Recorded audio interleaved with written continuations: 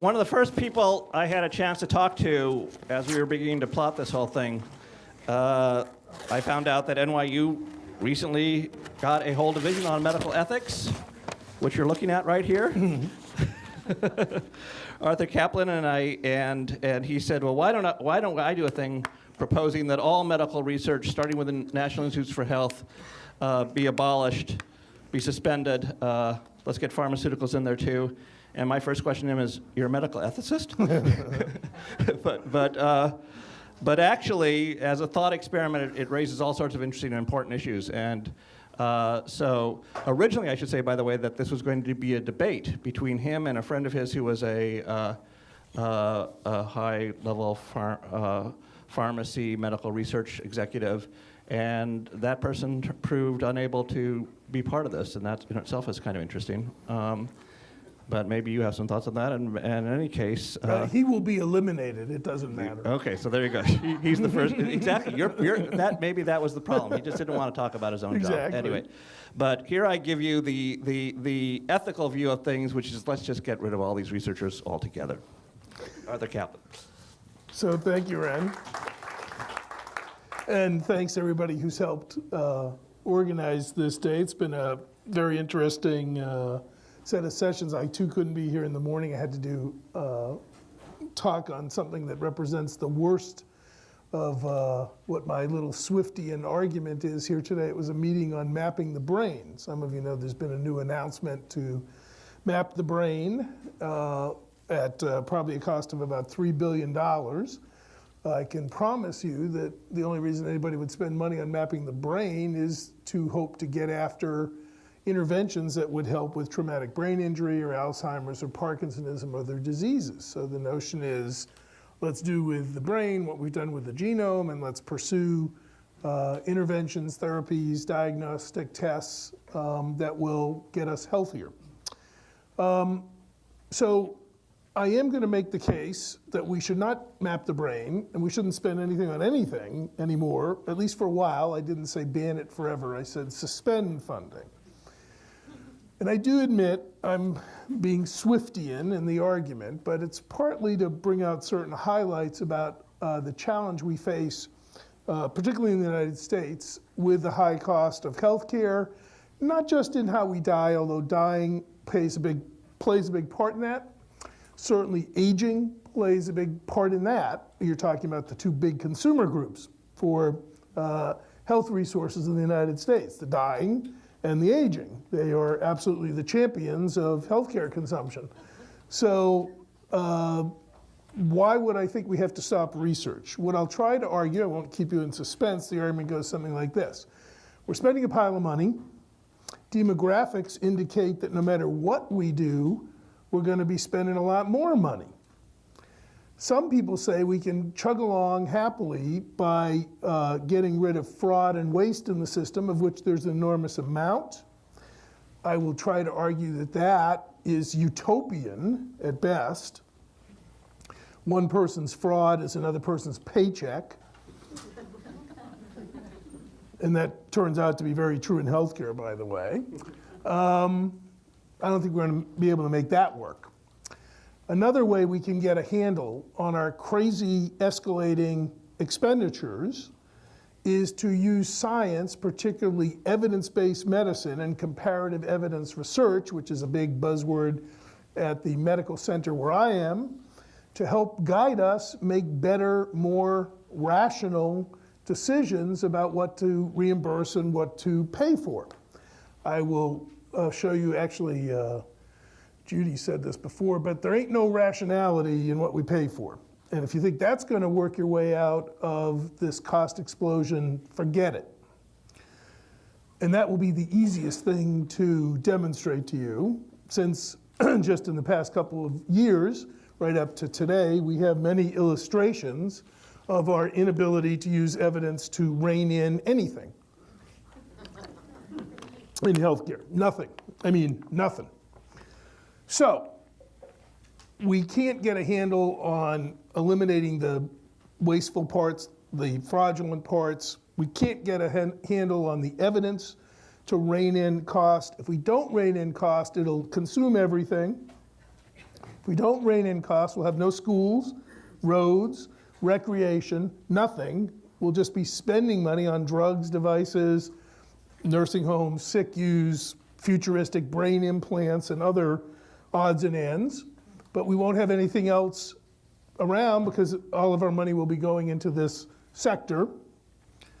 We don't seem to be able to say no to anything, either at the bedside or in Washington or anywhere else. So the only hope is to stop the madness and suspend the research funding. It's the only hope we have. We can't say no when it's there. When they want to put the LVAD into you, you say, but it's my dad. I gotta give him everything. When Congress gets asked, shouldn't we fund whatever initiative it is to save a lot of people, particularly old male people, they look around and say, yes, we should save ourselves at any price. That would be good. If it doesn't exist, there's a chance we wouldn't therefore have to worry about whether to pay for it. The fastest way not to worry about paying for things that are tipping us over completely is to not let them come into existence. So I say, it's only $20 billion at the NIH. The way to stop having to worry about what to do with the next generation of marginally useful drugs that cost millions is to not fund them. The way to stop problems of the pharmaceutical industry generating up demand is to not tax subsidize their research. Now, you probably can't stop a private entity or person from doing research with private money. I might propose, if I was really in a foul mood, that would make Martha look happy, to arrest those people before they kill again, but I'm not gonna go that far. But if we pulled the public side out, I think we could slow down the research engine that we've all been duped, misled into loving. And I say this at a talk here. Of course, I could never give this talk up at the medical school campus. Really never give this talk at the medical school campus. Since, right here, I would never give this talk at the medical school campus because we make a living in part off of clinical trials and research projects that are funded by the thing I'm talking about closely. But keep in mind, Dean, this was only a Swiftian argument. So I do have some notes here, which I normally don't use, but the numbers are so thrilling, and since our social science friends insist that us ethicists must pay attention to the world and not just babble on with normative arguments that we make up in our shower. So here are some numbers. We today spend the equivalent of the gross national product of France on healthcare, the US. In the last 10 years, US spending on healthcare doubled from 1.3 trillion to 2.6 trillion a year. Figure is expected to reach 4.6 trillion by 2020, at which point per capita spending on healthcare will exceed $15,000 per person per year, taking us past, by the way, the poverty level of a large number of people in the society. Today, healthcare accounts for 18 cents of every dollar that we spend. Even with health reform moving, that number is expected to continue to grow. And indeed, if nothing is done, healthcare threatens, and this isn't my quote, it's the Robert Wood Johnson Foundation, to consume the entire economy. Drug prices, about a third of $1 trillion go in the United States right now to drugs alone.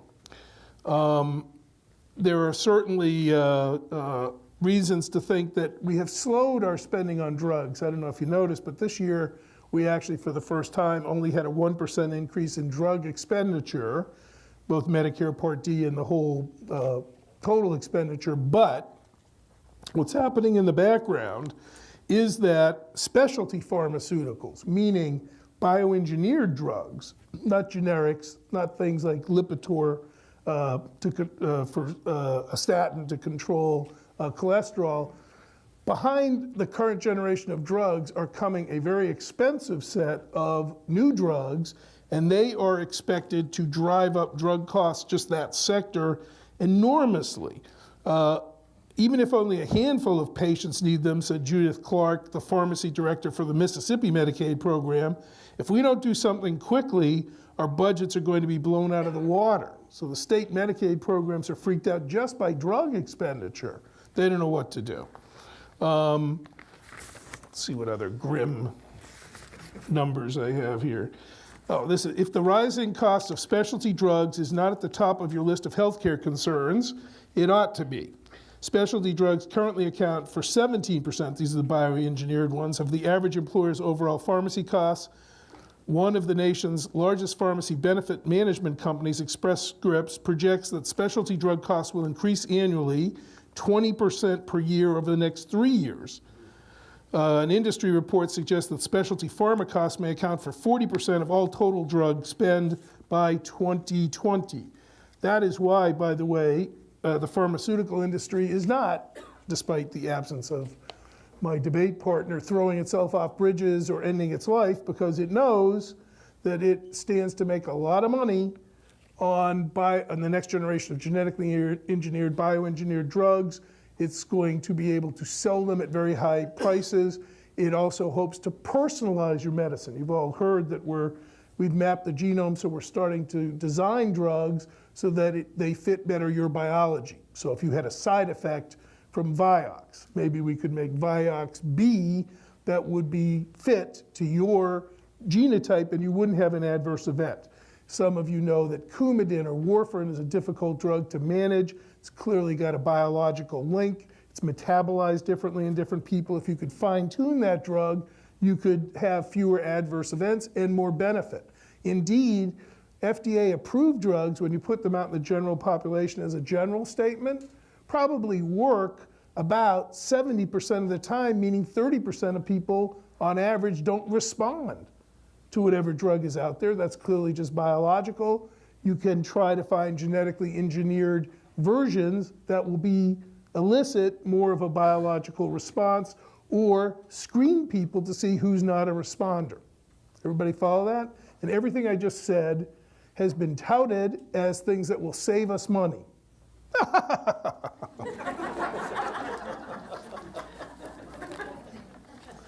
There ain't no money going to be saved there.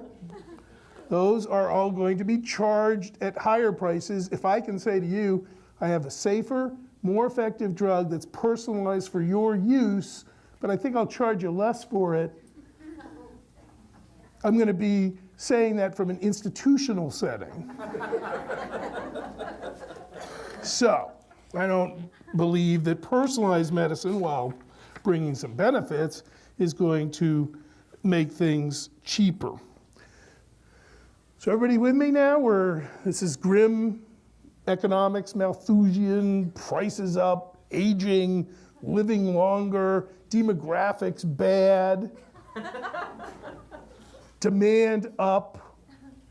I didn't give you this number, but roughly the number that you all hear about, it's a third of Medicare goes to people in the last 6 months of life. You have more old people, you're going to have more public expenditure within the program, but forget that program. Just look at the consumption of people who are older. They are the main users of healthcare. Somewhere here I have the number. I'll find it eventually. Oh, here it is. The proportion of the population age 65, over 65 is projected to increase from the 12% it was in 2000 to 20% in 2030. There are so many old people running around with it. They're happy people or engaged people or I don't know what they are. Postmodern people, that the poor guy, what was his name, Willard Scott, on the Today Show can't even mention the people over 100 anymore because there's not enough time to name them anymore. So we've given up on that. It's not even remarkable. It's just sort of, 100, My dad's 92. My mom is 90. They live in the house. I grew up in Boston. They're engaged, active, elderly, aging persons. They also would find this talk reprehensible, but but they certainly represent a kind of cutting edge use. And some of us will say, well, one thing we ought to do, particularly in Obamacare, is have more prevention, right? We want to swing the system away from expensive therapies toward preventing things. And that sounds great, except it's totally wrong.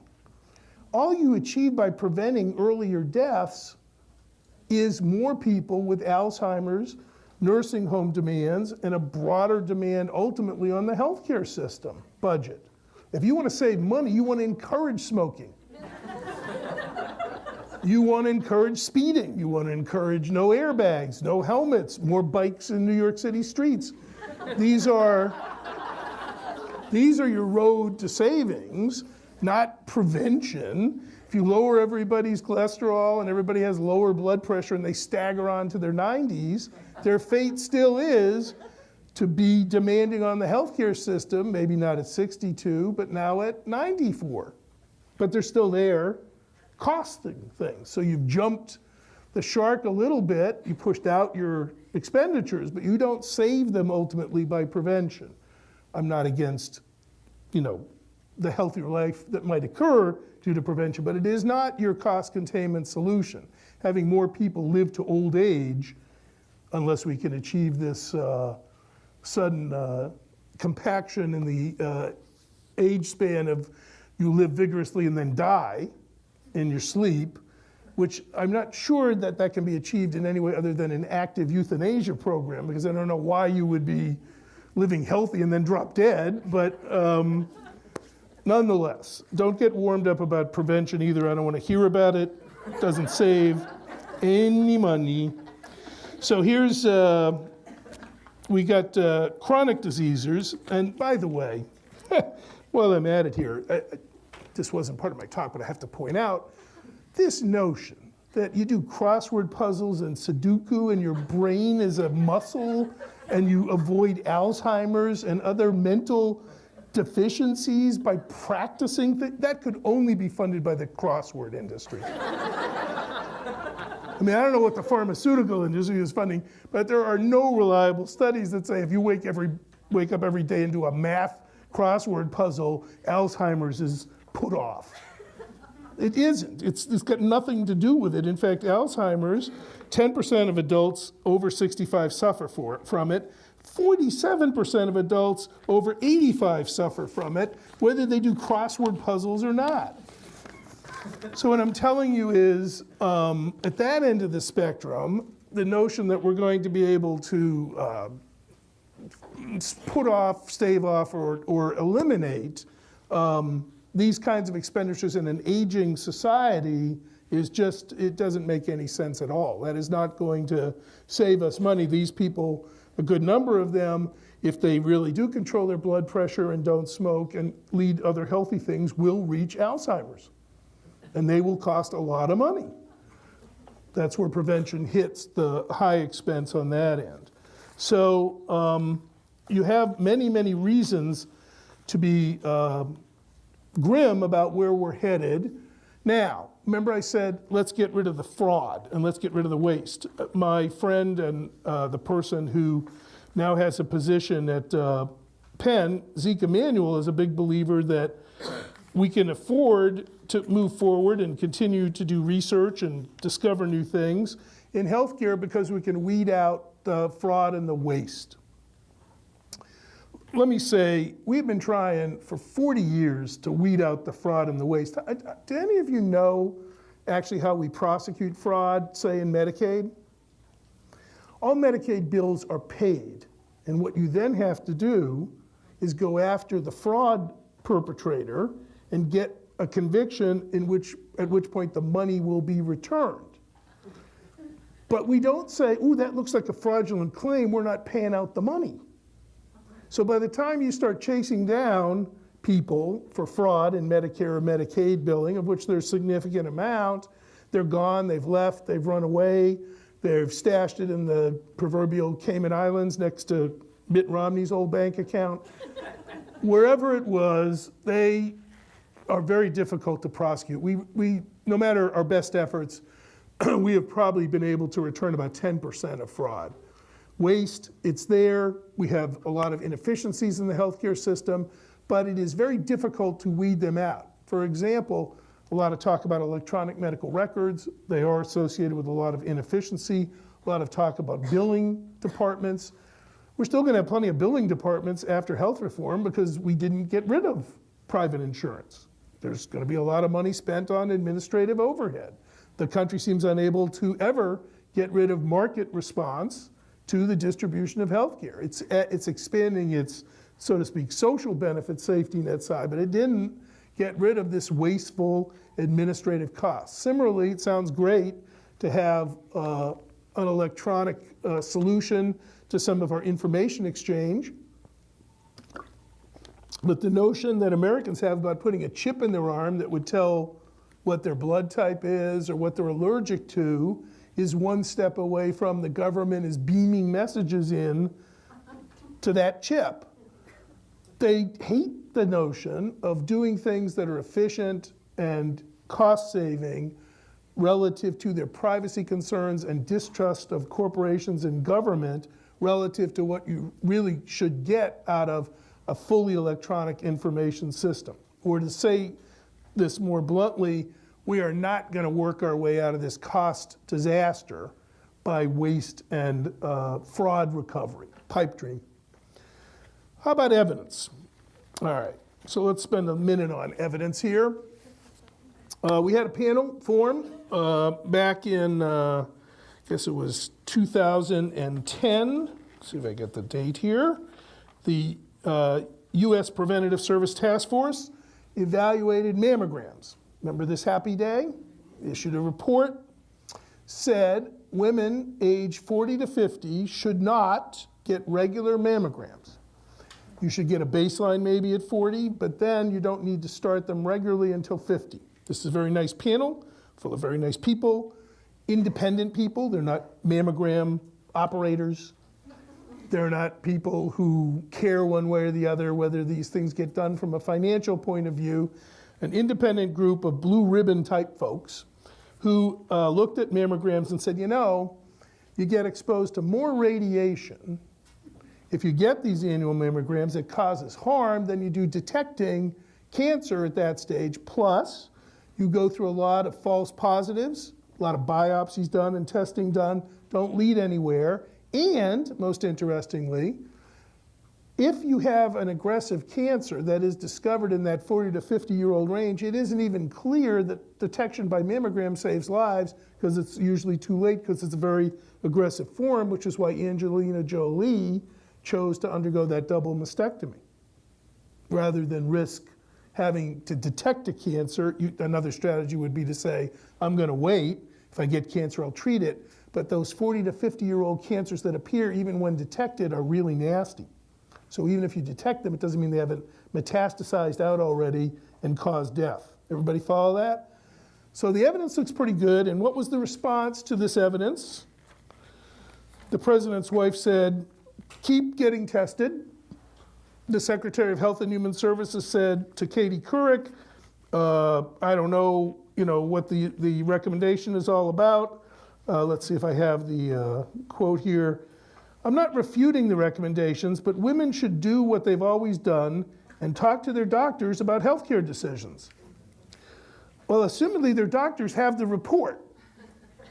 You don't have to talk to them. They read the same thing you did, so assume if you went in there and said, do I need a mammogram at 43 or every year, they would say, I read the U.S. Task Force thing, commissioned, by the way, by Secretary Sebelius, and I'm not going to do that. No, the secretary and the president's wife threw the report immediately under the bus because people cannot believe that it isn't good to get a test. Talking about virtue. If you tell women for 40 years it's virtuous to get tested and examine yourself and get every test imaginable, they start to believe you, and then you announce one day, oh, no, the whole thing is too risky, it doesn't work, it's not detecting enough, it leads down a false path of false positives. You can't change that aircraft carrier's direction very readily. That ability to use evidence, nada. The impact on mammography in the US since the issuance of the report is nothing. Women are still getting annual mammograms. They talk to their doctors.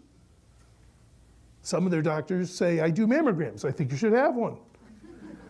Others say, I'm not sure what to do. It seems confusing. Some people say the recommendation wasn't well grounded. I'm not here to debate whether the report was good or bad. I'm here to tell you, that's the best we're going to do. You can jump on the evidence or say they didn't have enough input from mammographers or whatever. I don't care. That tells me there is no shot at reining in cost by the use of evidence to guide decisions about what to pay for. Lest you think that isn't enough examples, let me tell you two more. Proton beam. Anybody know about that? Very nice machine. Not quite an LVAD, but we could make this up about LVADs if we wanted to, the left ventricular assist device, but I just happen to choose proton beam therapy because it sounds Star Trek-like. Basically, a proton beam machine is a gigantic building, the size of this place, 3 floors down and 1 flight up, and the house rotates around you to shoot a stream of protons to do what traditionally we have tried to do with X-rays to kill tumors. So it's quite an impressive technology. Unfortunately, a study of 12,000 patient records just published in the BMJ showed that men with prostate cancer treated with proton beam therapy had more complications than patients given conventional radiotherapy. They concluded there is no clear evidence of better effectiveness. The treatment probably has a downside, more side effects from current prostate treatment intervention, which isn't very good. Anyway, proton beam is unproven. At present, proton beam therapy for cancer, globally, there are now 39 of these facilities built. The US has 17, 19 more are being built now. They cost about $150 million per proton beam construction. 2 are coming to the Washington, D.C. area. Johns Hopkins and some other health system are trying to build them in D.C. They project $153 million to build these things. There is one 40 miles away in Maryland. Now, let me add, the fact is there's no evidence that any of them work. However, we can't say no to these technologies. This thing is so great, you put it up on a billboard. You drive down the BQE and there's a big billboard that says, we got a proton beam machine, and they don't. Where are you gonna go? So we can't say no. Provenge, another one of my favorite drugs, a vaccine for advanced prostate cancer. It's given to about 100,000 men a year. It costs $93,000 per treatment. The vaccine sometimes extends life as long as 4 months, usually 2.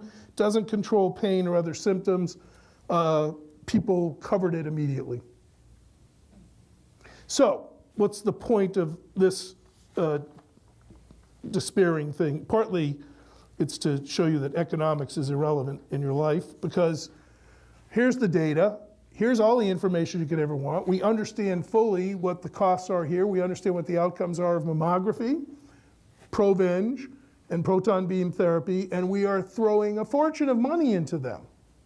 So the first idea was we can go down the road we're going down despite the demographics, despite the increased demand, despite the impact of prevention on how long we live, but we'll have to get the waste and fraud out.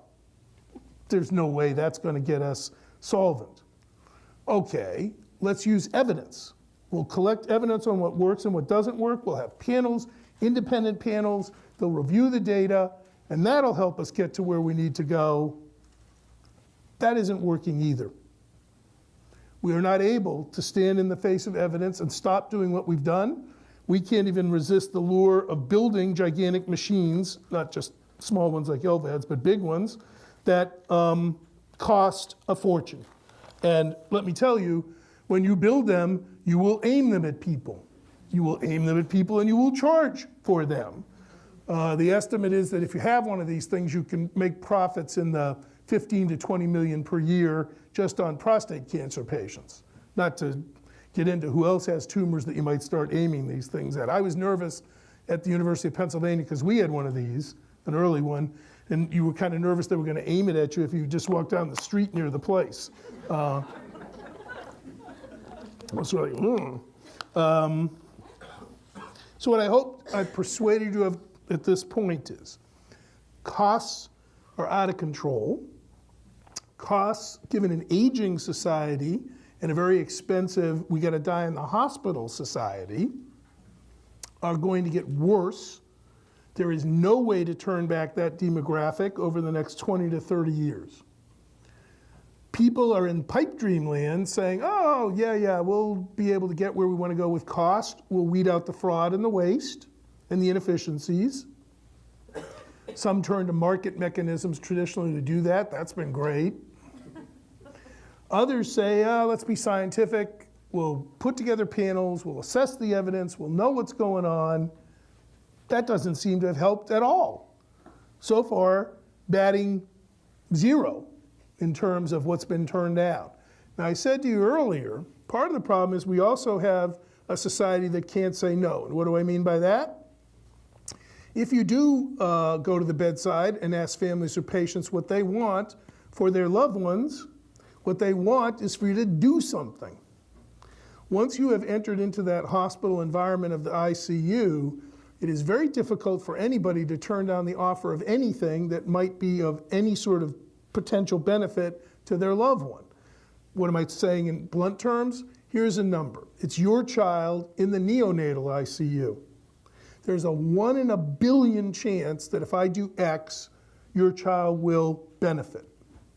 Live another 3 weeks, be more comfortable. You can pick the benefit. Should I do it? I'm asking you. How many want me to do it? How much does it cost? You, nothing. Do it. What kind of parent? What kind of people are you? Of course you'll do it. You're a good parent. Good parents do things. They don't hang around saying, what does it cost? And they certainly don't hang around saying, is this good for the gross national product? Would Krugman approve? You know, I mean, that isn't the discussion. You offered something of a benefit with long odds, and people feel they have to do it. Because part of our culture is you don't abandon people, you don't turn down potential benefit, a good person. Religions say you should help and sacrifice for your child. But the notion we have is that it's better to do something than nothing. We're not a culture that's very good at saying, yeah, in the face of a problem, don't do anything. We may, in fact, follow that as public policy frequently, but it's not something we believe personally in our individual relationships as family, friends, partners, whatever. We think we ought to act. Yep. We already are abandoning people. Lester Thoreau, an economist that I'm sure you're familiar with, said that we can maintain No, that's all right. Just clarification. Industrial economy by solely catering to the needs of the upper middle class. But we're already doing that. The New Deal programs are on the wane, and all of that.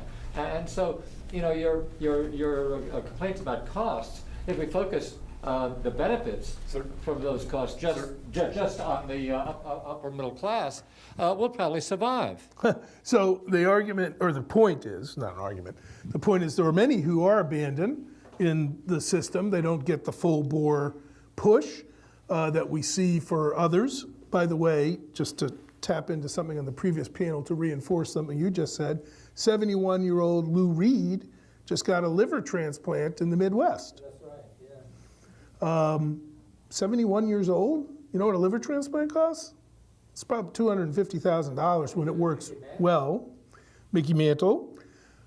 That's an odd pairing, but yes, I understand where you're going. So here he is. He flies out there. They fly a donor in from somewhere, apparently, match them up. And the media response is, well, that's nice. Good for Lou Reed. His wife is quoted in the paper saying, we went there because New York hospitals are dysfunctional. Since I work at one of them, I noted that part closely. But I think what she meant was the wait lists are so long in New York that we had to basically jump the queue, spend the money, and go elsewhere, which you can do in the US. The rich have the ability to multiple list. If you don't like that case, that's what Steve Jobs did. Remember Steve Jobs got a transplant in Tennessee. He doesn't live in Tennessee. What's he doing in Tennessee? He jetted to Tennessee and jumped the queue as a wealthy person to get access to a liver transplant there, which I only bring these examples up. I understand what you're saying. My only point was not about our willingness to handle the needs of the poor or poor children and so forth. It was just to say, morally, we often feel that we must do what is offered if we have the choice or the means to do it at the bedside. I understand what the public policy problems are very well.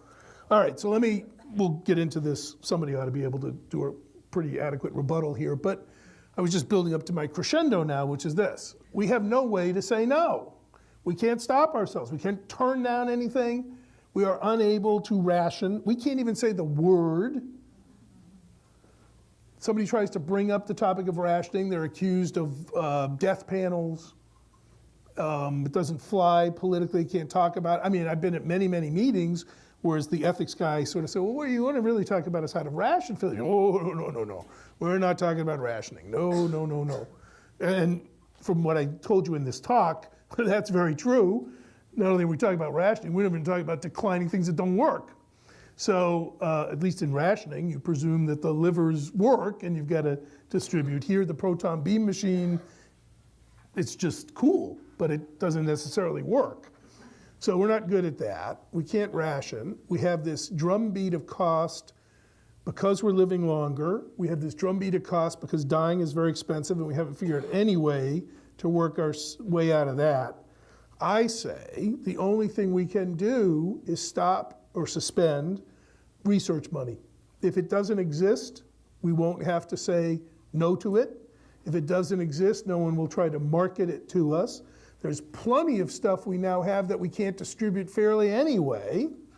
It's not like we need more stuff. The rich may need more stuff, but if you want to get into social justice, take the pot of money you've got and succeed in spreading out the current benefits to all. You may ponder while I'm saying this, what exactly is covered in Obamacare? Liver transplants? Stem cell regenerative therapy? Proton beam? Well, part of the reason you're all looking so absolutely comatose there is that, only partly, but it's because we never got into that debate in the health reform discussion. All we said was we want to have access. There was a little talk about shifting coverage to more preventive things, but we don't know what the basic package is still. And the dream has been that we will use evidence-based medicine to guide the determination of the package, but I've just told you that we haven't been able to use it at all. So unless we suspend the goodies, and many of those goodies are like Provenge, they're marginal, tiny benefits. 3 more months, $100,000.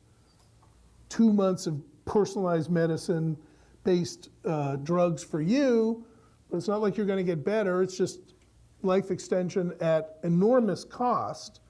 I don't see how we're ever going to be able to wrestle with this impending doom scenario.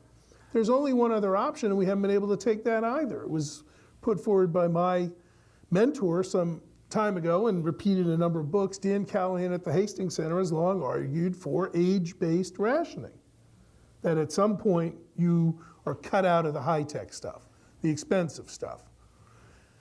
The chance of that happening politically is somewhere between 0 and a very big negative number, I think. That isn't going to be our answer. Forget about the right or wrong of it. It just isn't going to fly either. So what else do we have? If we can't shut the machine down for a little bit, if you want to put it this way, till we catch up to it and distribute what we've got, there is no inclination to insist that the money we spend on mapping the brain or mapping the genome or funding anything will only be given if you promise to reduce cost. You might try that. It's never suggested, and I don't think the researchers will go for it. So my solution, grim as it may be, and as tongue-in-cheek as it might be, is what else can we do but to shut down the research pipeline? It's the only way we can go because we can't say no. We're unable to turn down on evidence, on age, on moral merit. We can't even utter the word rationing. The only hope we have is to stop funding for a while. Otherwise, I don't think we're going to be able to handle the cost implications in an aging society that only knows how to die at a very expensive rate.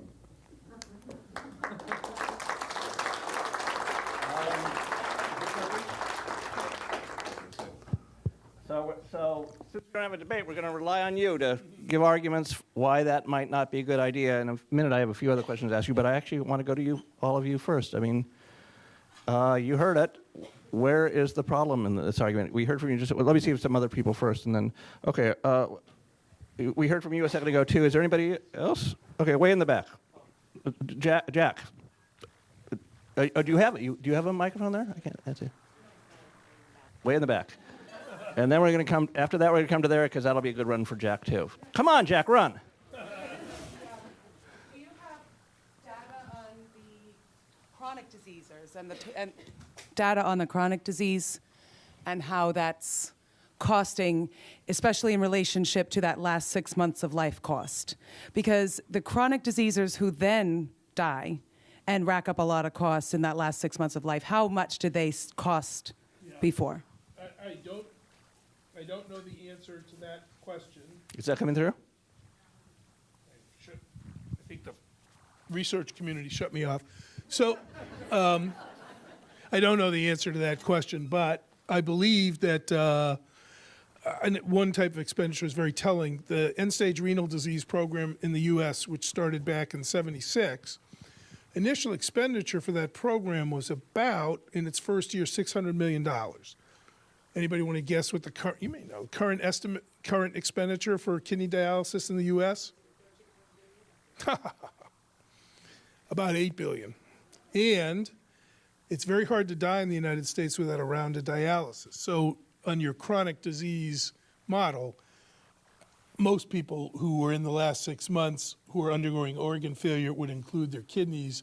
You find them going to dialysis. I used to get into fights, I still do, I guess, with oncologists who kept referring people in their final days to nephrology for dialysis. And you sort of say, but they're dying. What are we doing that for? Another challenge, just in the spirit of chronic illness cost, take something simple. You know, we still do vitals on everybody who we've decided we should allow to die. And it costs a fair chunk of change. And the interesting thing is that when you've allowed somebody to die by removing all medical care, their vitals are poor. Jack, hurry up, down here. Were you, did you want to, no, you, yeah. Doctor, yeah. Okay. Hi. So would you stop research on new weapon systems also? Now, they kill people effectively. But, you know, one thing is your proposal, then you'd have private funding of research. And so some of these things would maybe increase disparities and not really eliminate them. Yeah, I understand that. Was that back? Yeah. Okay, kick back on. Sorry. How's that? You can see why I hate technology. One of the problems with my proposal, such as it is, don't worry, the chance of my proposal happening is not big, a little less than our stopping mammography, I suspect. If you look out there at the private side spending, people might say, well, then they're just going to chase the drugs that help the rich and so on. In fact, that is what happens anyway now. So you got the NIH, and we pay for that as public funding, but then we hand off the research over to the pharma industry or bio or device, and they chase the market. So we had to invent an orphan drug program for the rare diseases and, diseases of poverty. It's tough to really build private sector interest in those. So to some extent, we're watching that happen a little bit now in the way that our money goes. And if you really want to get irritated from our conference today, get this. You pay your tax money for the NIH portion of public funding. Then the drug company comes along, takes the basic discoveries, translational research, and you get to pay for it again in a higher price. That's a good system. I like that. I know philosophy's backward, but we got to come up with something like that for funding. Except for Hunter. No, I'm not on it. So you know what I mean? You're getting double charged. You wind up having public money underwrite the basic research that they don't do, and then you're charged again. Except for the hedge fund managers who don't get charged twice because that would be charging them twice, you know. Yeah, right. Okay.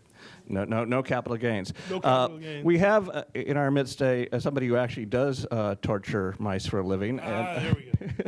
Yeah, full disclosure, my salary comes from the NIH. So imagine we shut down research and I'm out of a job. All in favor? You've given us all these reasons why, under the current conditions, we're spiraling out of control. We can't deal with fraud, we can't deal with waste, evidence-based medicine is not going to get us out of the water, nor rationing for various political reasons.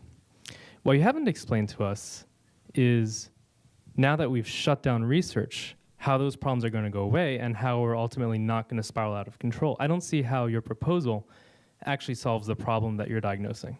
Well, part of the problem is every year we get another Provenge, or every year we get another Herceptin, or whatever, you know, the drug is, or the device, or the LVAD, or whatever. So my idea here is we'll slow down the continued entry of new and expensive products, and I forecast, due to personalized medicine, more expensive things coming if we don't get on top of this problem and get you out of the workforce. So, By the way, you then die, and that saves us money too. so I guess the argument is slow down the new and expensive stuff over the next 10 to 20 years. You're going to face these challenges, but at least you've started to, and you start to bend the curve. But then maybe you should modify your position, which is that maybe shutting down research will result in this problem being less exacerbated, but it's certainly not going to solve it. Okay, I must make a concession. If you looked at the demographics and you looked at the cost of dying, and you said we're not denting that much despite all the good efforts of advanced directive people and, you know, conversations in the community, it's not denting a lot, and we still have more and more people entering into the elderly ranks.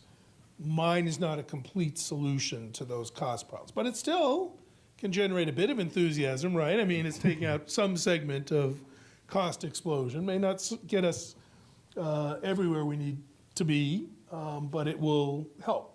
I would concede that point. Does anybody else want to push back? Like, how about over here, this man here? I just have a question. In various areas of the country, there are artificial price controls, not to talk about medicine, but in municipalities where they're running into financial trouble, you get temporary financial control boards, and in wartime there's been, you know, product controls and things like that back before I was born.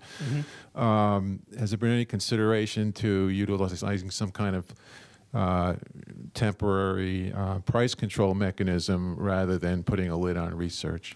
I love your idea, and in fact, the temporary consideration given was the creation of Medicare Part D, the extension of drug coverage to the elderly, a bigger set of benefits granted, which explicitly prohibited both price limits and bargaining as a group to get cheaper prices. Great. Well, you know, so wonderful. There is a system right in front of our faces that does what you're talking about, and it's called the VA. And the VA has fixed prices and buys as a large-scale purchaser. It doesn't have everything in the formula, and I don't want to give you your job back, but if we could at least move down the road of saying, hey, how about we have more group purchasing on some of this stuff, drive the prices down, and the VA prices, I can tell you, are considerably less. DOD, too, in its military hospital spends far less on drugs, devices, vaccines. There's the example.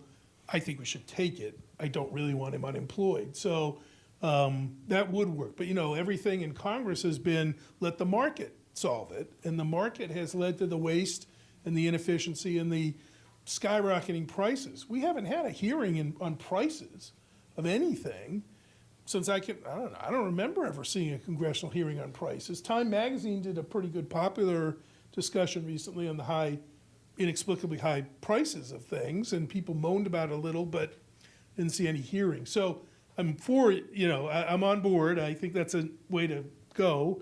There's a system that does it. By the way, for those who don't know this, the VA happens to be the biggest nationalized, socialized medicine system in the world. It's bigger than the NHS. So when you hear a congressman say, I want government out of healthcare, you ask him when he's closing the VA in his neighborhood.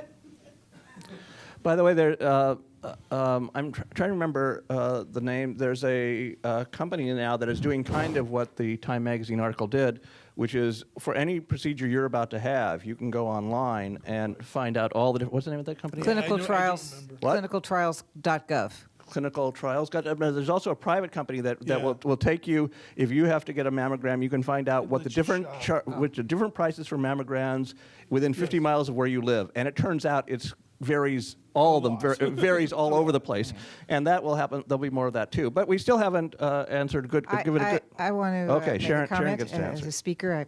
I butt in here. So I really like your provocation. It's great to think with. It's really good for us. You know, Diane Meyer this morning was talking about how there needs to be a citizen, for those of you who are here, a citizen response, that there needs to be a public lobby to change healthcare, because obviously Congress isn't doing it, and she talked about the lobbying force of pharma and device and the hospital industry itself, et cetera. So the only, wonderful pushback to what you are describing to us that I can think of has been, maybe everybody saw it, I can't think of the name of two physicians, but two oncologists, one at Sloan Kettering, one somewhere else. They just wrote an op-ed piece in the New York Times. It was maybe 3, 4, 6 months ago, saying, I believe it was Prevenge, otherwise it was some other drug. This drug is outrageously expensive, and we refuse to use it on our cancer patients. Forget it. And besides which, it doesn't work any better, or only marginally better, than the drug that had been on the market and tested and evidence-based before. So the hell with you, we're not using this drug. That started a revolution. Doctors in the rest of the country have followed suit, and they're no longer using the drug. So the citizen revolt in this case was two outspoken MDs, which is great. So I think one of the things maybe we all should do isn't, because they're the front lines, they have the authority to prescribe, they're the ones who are saying you need the proton beam, would be for one intervention for all of us is to urge our MDs to push back. I like that, and I think part of the notion that we might have to come to grips with as patients is the notion that good advocacy does not mean getting us the marginal, perhaps not comfortable, short-term extension of life. There's certainly some discussion that if you want to do those things, if you want to keep your dad in the ICU in a permanent vegetative state, maybe you should have more out-of-pocket expense. I can think of some ways to drive price in more reasonable directions. And I might add, since that was a happy note, in the state of Georgia, and I just know that Mr. and Mrs. Caplan's little boy never does happy notes. so not for long. So the state of Georgia just passed a law urged by the Georgia Medical Association that says when you have standards issued by evidence-based medicine groups like the United States Task Force, these will not be admissible in courts relative to malpractice. Now, think about that. What they're saying is, if you get a guideline and it says this is enough, you're doing enough, you can't use that to defend yourself against the malpractice. Because I know where the problem's going to be for the Provenge guy. Some lawyer's going to show up and say, hey, you didn't offer 4 more months to my dad, and he would have been there for the wedding, and I ain't happy about it, and you had a duty to at least put it on the table. It seems to me if you also want to rein in cost and price somewhat, you'd want to say it is a safe harbor to go to these guidelines and say, if I do that, at least that's minimally adequate. But weirdly, they just passed a law that went completely in the other direction, which I don't understand. That was the bad news part. So, but I think there are ways maybe you could tie the evidence to something we all long for, which is malpractice reform. It's interesting you say that. When we were doing our event about solitary confinement a few months ago, it turned out that the state that was really doing great work on solitary confinement was that had released 85% of their people in solitary confinement was Mississippi. And so I propose that the slogan for the people trying to do it in New York is, can we be at least as good as Mississippi, you know? Maybe can we be at least as good as Georgia? Let's see, over here. Arthur, I really like your proposal, not because I think it's practical, but because I think it is provocative, and I think innovative thinking is really important to find us a way out of this. In terms of pushback, the problem is that it essentially embodies the same problems that you, I think, correctly reject, which is the concept of not allowing something, or it's not taking it away, but in a sense it is taking away something that I think in our society we expect technology to bail us out. And to take the technology away down the road is in essence saying we're not going to let you have that. So I think that's the political problem there, as you know. It is interesting, though, that the cost curve actually has bent the last couple of years, and no one really knows the reason why. I think the article that came out in the Journal of the American Medical Association a couple of months back that showed this dramatic increase over the last 10 years of the use of hospice, it basically doubled, which surprised everybody. Basically shows that there is a phenomenon that's going on right now that I don't think we even recognize it, of instability in the medical care system that provides an opportunity. When people are off balance, they're willing to move in different directions. And the concept that we're going to do what people actually want done, which is, in fact, most of the time, less. They don't want these interventions for short periods of time that involve often a lot of expense, a lot of pain, a lot of disability.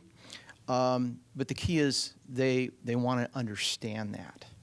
And I think there is a huge public demand that is, it's almost a pent-up anger that they want the information, they don't want the double-speak and medicalese, and that may be the thing that pushes us in that direction.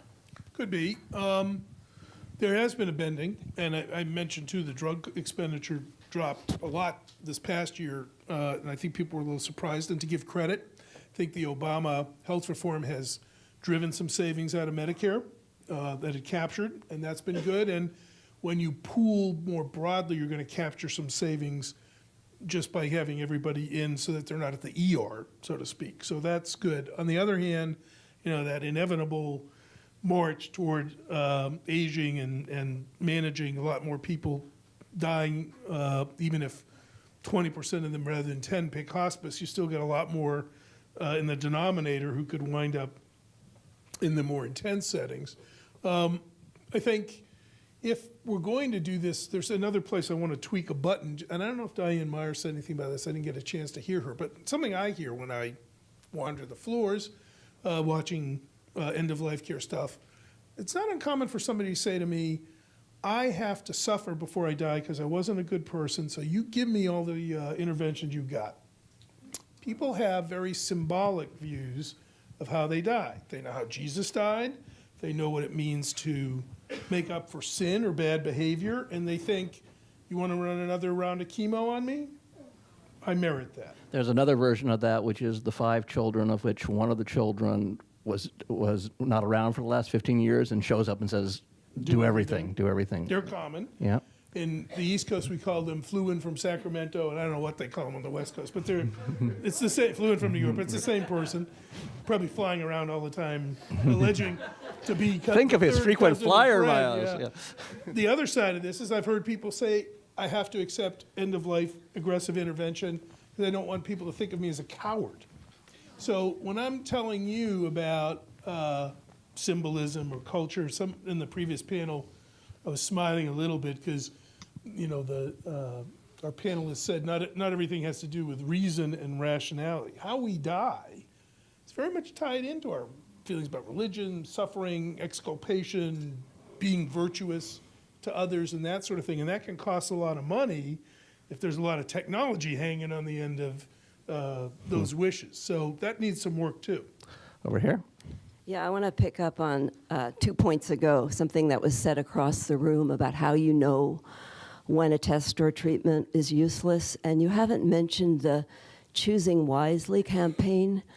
And you can go to a website called choosingwisely.org, and 9 medical specialties,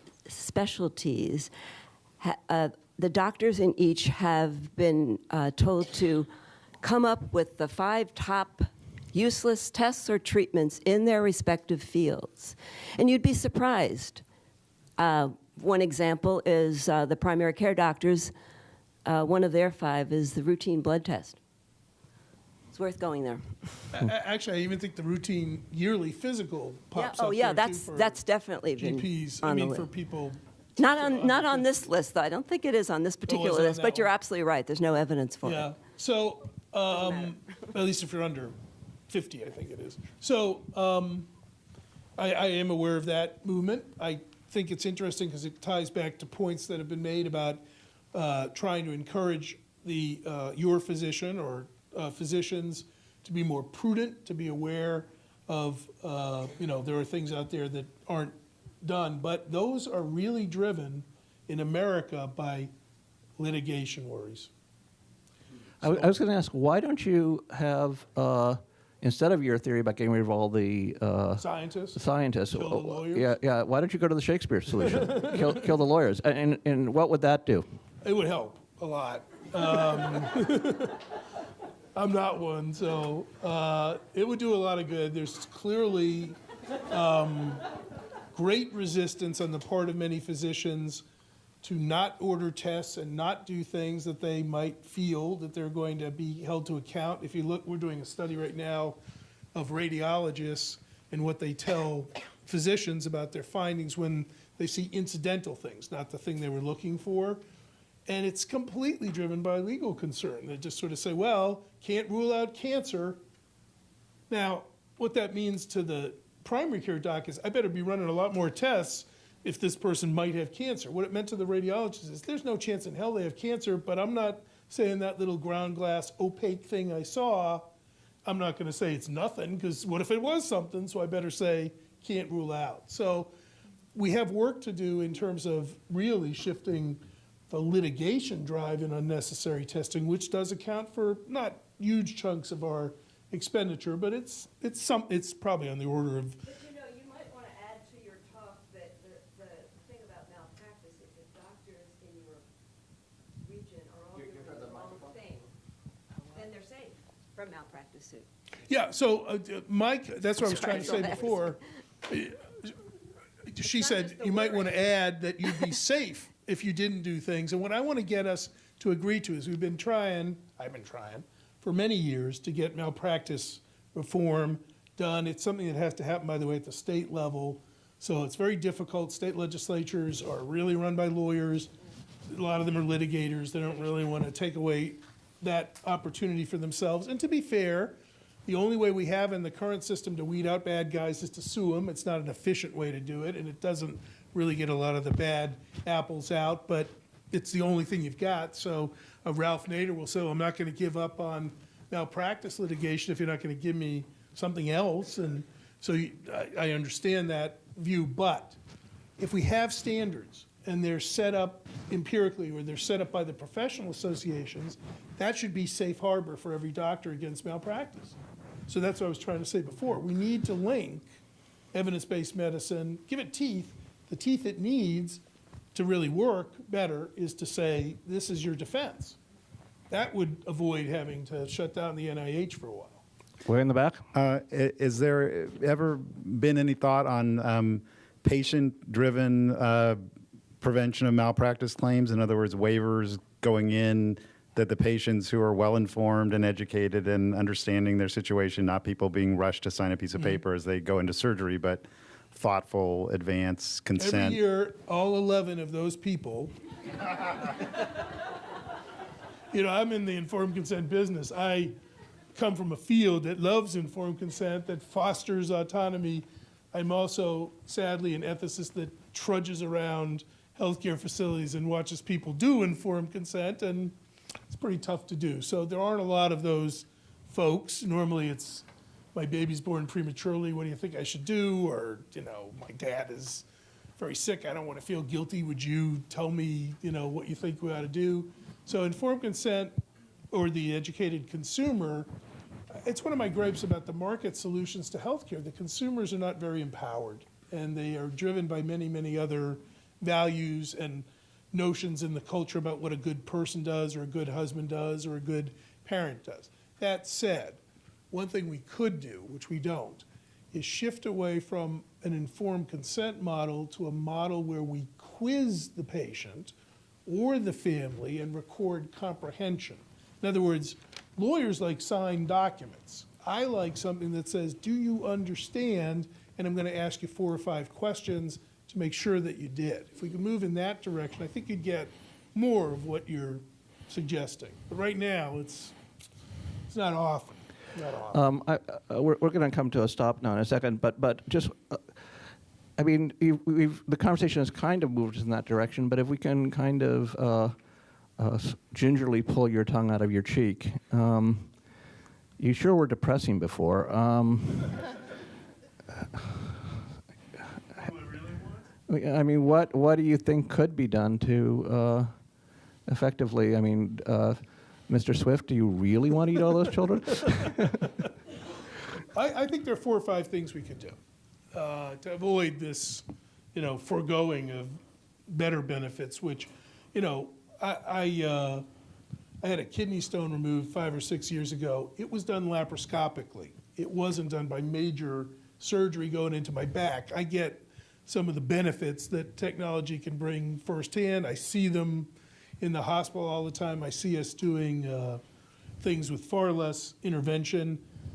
Some of those preventive drugs are good, even though I sneered that they would save us money in the long run. They give us more health, so I'm not, that's quality of life counts with me.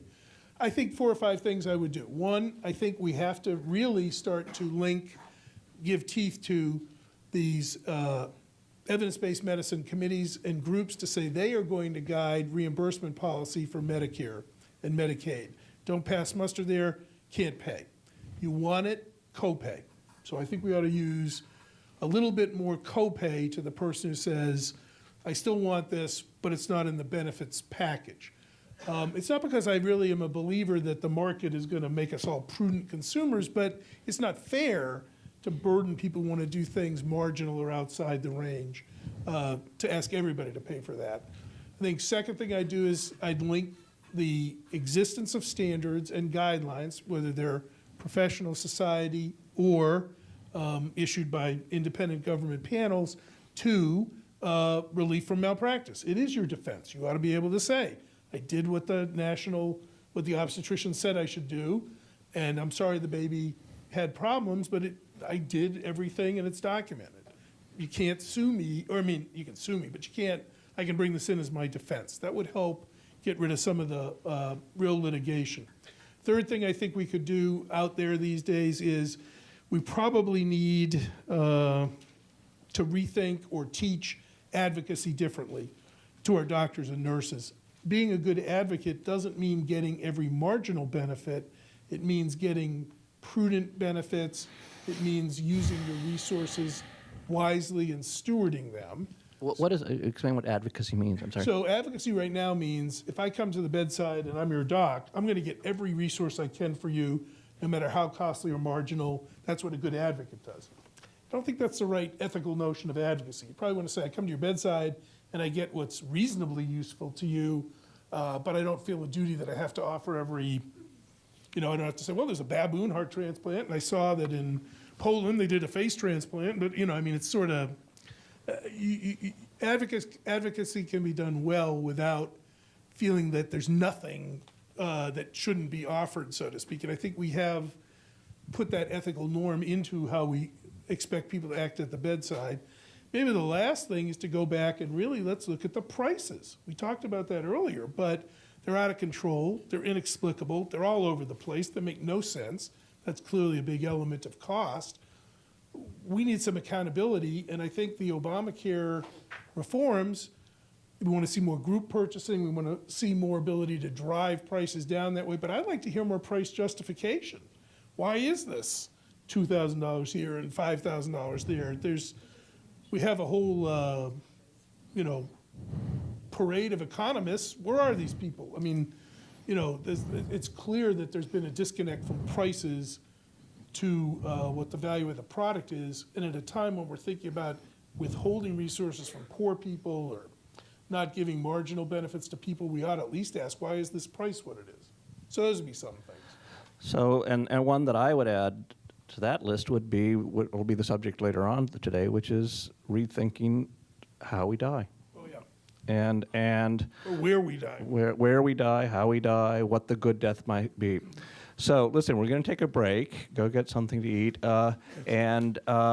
and when you come back, if you have never heard Mike Daisy, I urge you to come back. He'll be here at 6:30. He will give one of his monologues. They're truly astonishing. And after that, we're going to open up. We're going to have a conversation. Some of the people we've heard from already will be back up here, and we're just going to have a conversation among ourselves about what a good death might look like. So thank you so much, and thank you.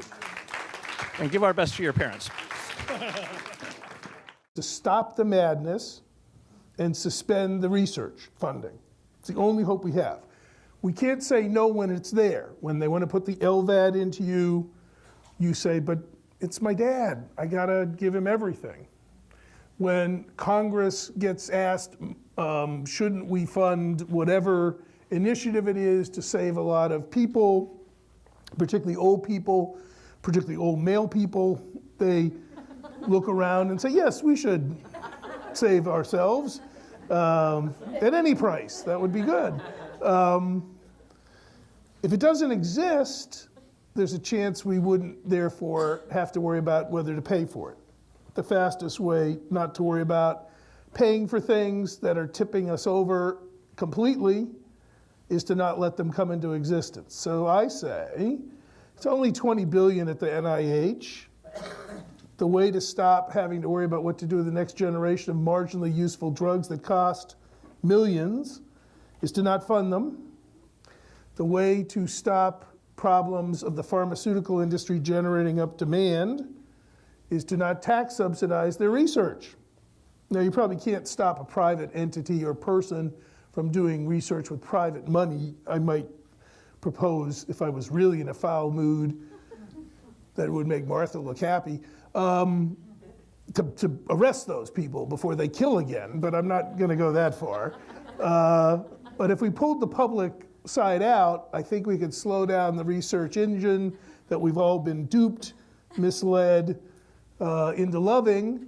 And I say this at a talk here. Of course, I could never give this talk up at the medical school campus. Really never give this talk at the medical school campus. Since right here, I would never give this talk at the medical school campus because we make a living in part off of clinical trials and research projects that are funded by the thing I'm talking about closely. But keep in mind, Dean, this was only a Swiftian argument. So I do have some notes here, which I normally don't use, but the numbers are so thrilling, and since our social science friends insist that us ethicists must pay attention to the world and not just babble on with normative arguments that we make up in our shower. So here are some numbers. We today spend the equivalent of the gross national product of France on healthcare, the US. In the last 10 years, US spending on healthcare doubled from 1.3 trillion to 2.6 trillion a year. Figure is expected to reach 4.6 trillion by 2020, at which point per capita spending on healthcare will exceed $15,000 per person per year, taking us past, by the way, the poverty level of a large number of people in the society. Today, healthcare accounts for 18 cents of every dollar that we spend. Even with health reform moving, that number is expected to continue to grow. And indeed, if nothing is done, healthcare threatens, and this isn't my quote, it's the Robert Wood Johnson Foundation, to consume the entire economy. Drug prices, about a third of $1 trillion go in the United States right now to drugs alone.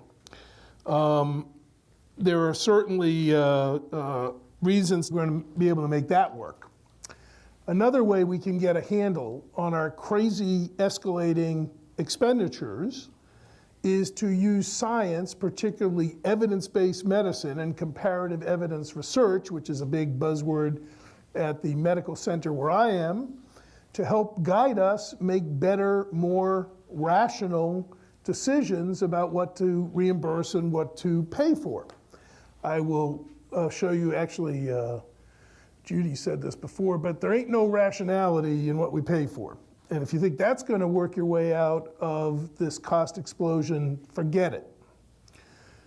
And that will be the easiest thing to demonstrate to you, since just in the past couple of years, right up to today, we have many illustrations of our inability to use evidence to rein in anything in healthcare. Nothing. I mean, nothing. So, we can't get a handle on eliminating the wasteful parts, the fraudulent parts. We can't get a handle on the evidence to rein in cost. If we don't rein in cost, it'll consume everything. If we don't rein in cost, we'll have no schools, roads, recreation, nothing. We'll just be spending money on drugs, devices, nursing homes, SICUs, futuristic brain implants, and other odds and ends. But we won't have anything else around because all of our money will be going into this sector. We don't seem to be able to say no to anything, either at the bedside or in Washington or anywhere else. So the only hope is One of the first people I had a chance to talk to as we were beginning to plot this whole thing, I found out that NYU recently got a whole division on medical ethics, which you're looking at right here. Arthur Caplan and he said, well, why don't I do a thing proposing that all medical research, starting with the National Institutes for Health, be abolished, be suspended. Let's get pharmaceuticals in there too. And my first question to him is, you're a medical ethicist? But actually, as a thought experiment, it raises all sorts of interesting and important issues. And so originally, I should say, by the way, that this was going to be a debate between him and a friend of his who was a high-level pharmacy medical research executive. And that person proved unable to be part of this, and that in itself is kind of interesting.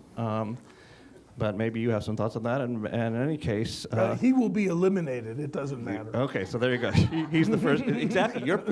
Maybe that was the problem. He just didn't want to talk about his own job. Anyway, but here I give you the ethical view of things, which is let's just get rid of all these researchers altogether.